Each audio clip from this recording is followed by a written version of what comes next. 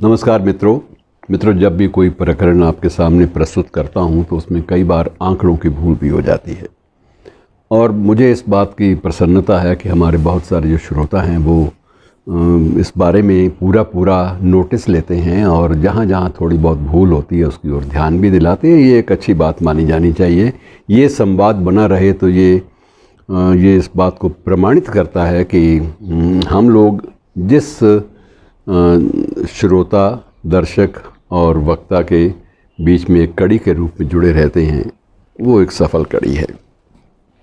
कुछ एक दर्शकों ने, श्रोताओं ने मेरा ध्यान दिलाया है इस्कंदर मिर्ज़ा के बारे में। इस्कंदर मिर्ज़ा साहब के बारे में ये कहा गया है कि कुछ जो सन थे वो मैंने भूल से दूसरे दे दिए, जबकि वो सन नहीं थे। भूल उतनी है। बहरहाल मुझे तथ्यों को फिर सिलसिलेवार देने में कोई संकोच नहीं है। मैं बिना संकोच के उनकी करेक्शंस, उनका सुधार, भूल सुधार ज़रूर करना चाहूँगा। और इसके साथ बहुत सारी दिलचस्प बातें भी हैं इस्कंदर मिर्ज़ा के बारे में जो उस छोटे से प्रकरण में नहीं दी जा सकी, आज दे देते हैं। इस्कंदर मिर्ज़ा मित्रों, ये भी बड़े गज़ब के आदमी थे। साहबज़ादा इस्कंदर अली मिर्ज़ा पूरा नाम था। राज परिवार से थे और ये राज परिवार जो था ये मुर्शिदाबाद के भी, इनका परिवार नवाबी के रूप में जाना जाता था कि नवाब थे इनके पुरखे। और इसी प्रकार से ये नवाब मंसूर अली ख़ान जो होते थे उसके भी आगे वंश परंपरा में आते हैं। और उसके बाद ये बंगाल की जो सामंती परिवार है उससे भी इनका सीधा संबंध था और नवाब ऑफ बंगाल भी इन्हें कई बार कहा जाता था। ऐसा भी इनके परिवार के बारे में धारणाएं हैं। अब थोड़ा सा इनका कैरियर, राजनीतिक कैरियर देख लीजिए। राजनीतिक कैरियर जो है एक्चुअली ये शुरू हुआ था एक सैनिक के रूप में। इस्कंदर मिर्ज़ा का नाम पे भी कई बार थोड़ा सा लोगों को भ्रम हो जाता है कि नाम सिकंदर होना चाहिए, लेकिन ऐसा नहीं है। उनका जो रिकॉर्ड में नाम है वो इस्कंदर मिर्ज़ा, इस्कंदर अली मिर्ज़ा, वही उनका एक वास्तविक जो नाम है जो रिकॉर्ड में वो वही है। और मित्रों, मूल रूप से ये पाकिस्तानी जनरल थे, सेना में भर्ती हुए थे और सेना में भर्ती होकर सैंडर्स कॉलेज में भी इन्होंने प्रशिक्षण प्राप्त किया था। और उसके बाद एक सिविल सर्वेंट के रूप में, अर्थात एक प्रशासनिक अधिकारी के रूप में इनकी ख्याति और भी बढ़ती गई।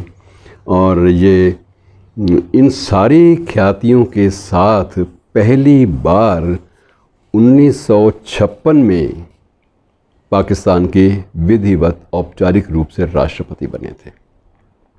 और कहा यही जाता है कि वास्तविक रूप से निर्वाचित राष्ट्रपति के रूप में इस्कंदर मिर्ज़ा ही पहले शख्स थे जिन्हें आप ये कह सकते हैं कि वो बाकायदा निर्वाचित हुए थे।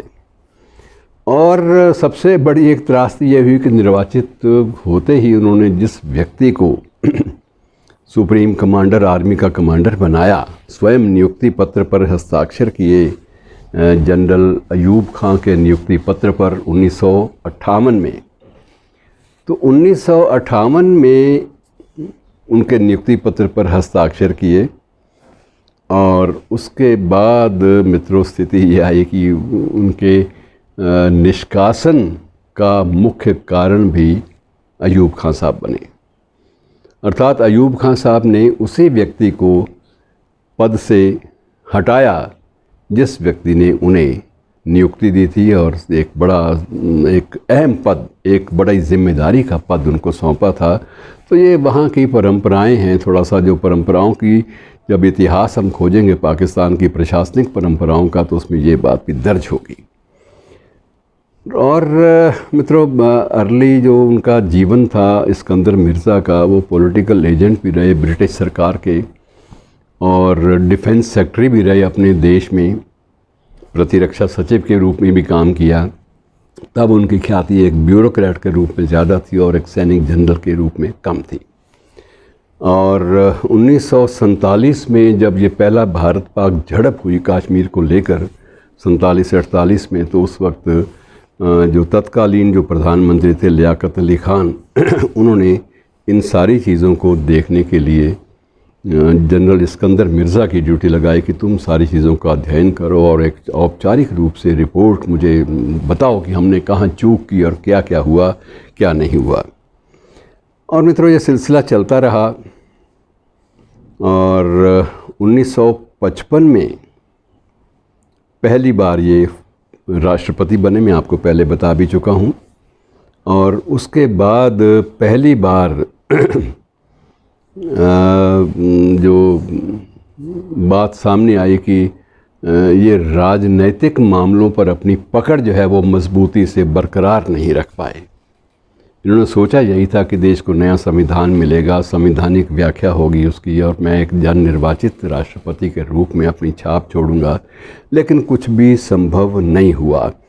और उस काल में उनकी अपनी राष्ट्रपति होते हुए बड़ी अजीब बात है कि पाकिस्तान में चार प्रधानमंत्री डिसमिस हुए, बर्खास्त किए।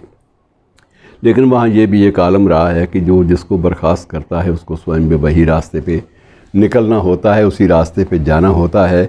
और आखिर ये हुआ कि वो भी स्वयं भी एक प्रकार से आप ये कह सकते हैं कि अपने अयूब खान साहब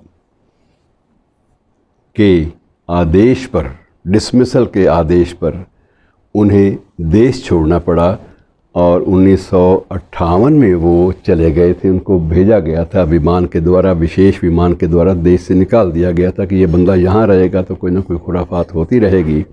यद्यपि संस्कारों से वो खुराफाती नहीं थे, लेकिन ये खतरा था कि ये इसके जो पुराने संबंध हैं वो राज परिवारों से भी हैं, पुराने संबंध सिविल सर्वेंट्स जो हैं, नागरिक जो प्रशासनिक अधिकारी हैं, उच्चाधिकारी, उनसे भी हैं। फिर कोई नया बाबेला ना खड़ा हो जाए। अयूब कोई जोखिम उठाने को तैयार नहीं थे, तो अयूब ने इनको एक विशेष विमान के द्वारा इंग्लैंड भेज दिया।